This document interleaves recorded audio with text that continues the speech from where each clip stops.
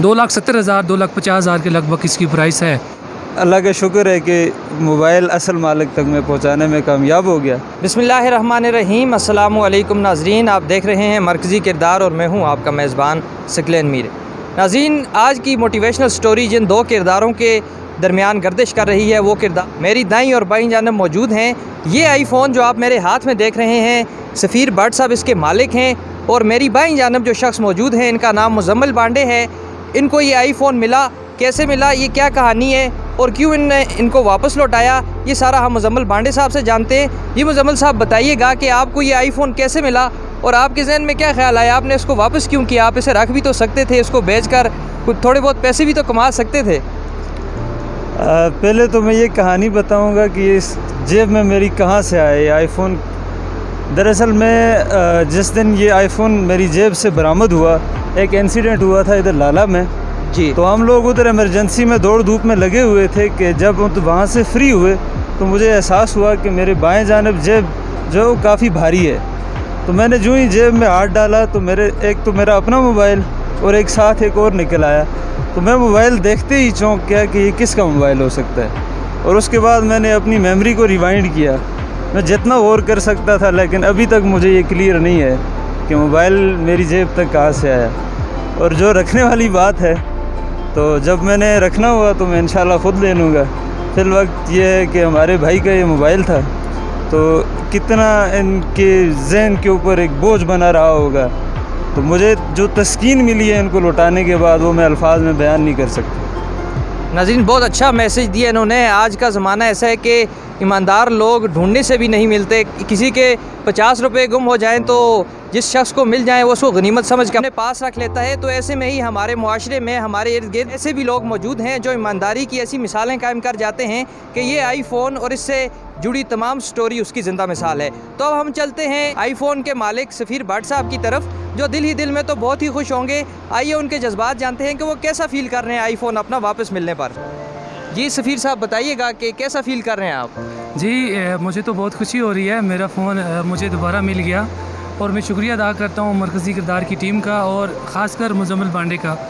इन्होंने पोस्ट लगाई कि ये फ़ोन मेरे तक पहुँचा है। फ़ेसबुक पे मैंने तकरीबन कोई शाम के टाइम मैंने ऐसे ऑन की तो उस पर मुझे अपना मोबाइल नज़र आया। मैंने कमेंट भी किया नीचे और फिर उसके बाद मैंने इनको कॉल की तो इन्होंने कहा ये कैसे गुम हुआ, क्या हुआ। उनको पूरी स्टोरी मैंने बताई कि कहाँ मैंने चार्जिंग पे लगाया था, वहाँ से ये आपके पास चला गया या कैसे आया। अलबत्ता जो भी हुआ, मेरा फ़ोन मुझ तक पहुँच गया। इनका भी शुक्रिया। और ये मुझे वो मेरे घर तक लेके आई है। बाकी आईफ़ोन चीज़ें गुम होती रहती हैं, लेकिन ये है कि एक अच्छी मिसाल कायम की इन्होंने।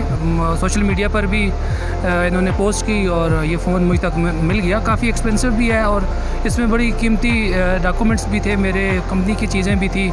तो शुक्रिया मैं अदा करता हूँ इनका, इन्होंने मुझे लौटा दिया। मुझे ये बताइए कि ये फ़ोन आपने जिस वक्त ख़रीदा उस वक्त इसकी कीमत क्या थी? उस वक़्त मेरे ख्याल में कोई ढाई 3 लाख का है, 2,50,000 तक का है। अभी मुझे कंफर्म नहीं पता। 2,70,000 2,50,000 के लगभग इसकी प्राइस है।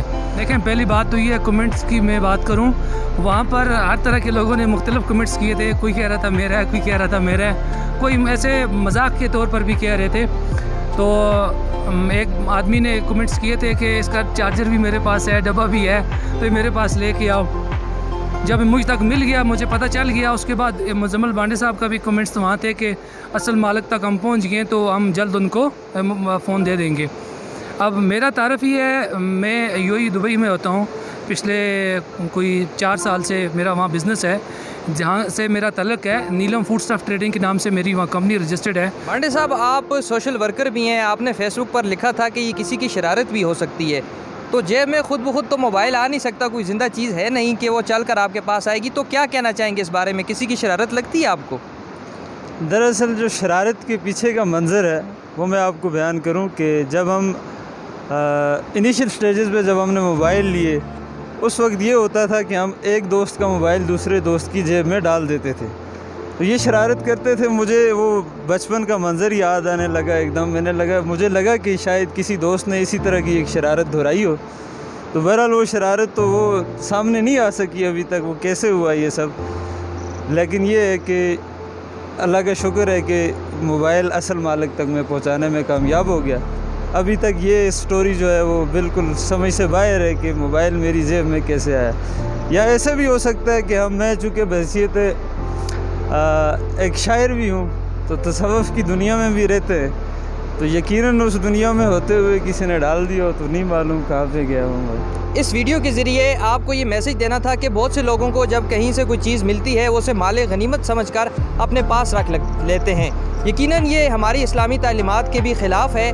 अगर आपको कोई चीज़ किसी जगह से मिले तो आप कोशिश करें कि उसके मालिक तक उस चीज़ को पहुँचा दें। इंशाअल्लाह जल्द एक नई वीडियो के साथ हाज़िर होंगे। तब तक अपने मेज़बान सकलैन मीर को दीजिए इजाज़त। अल्लाह हाफ़िज़।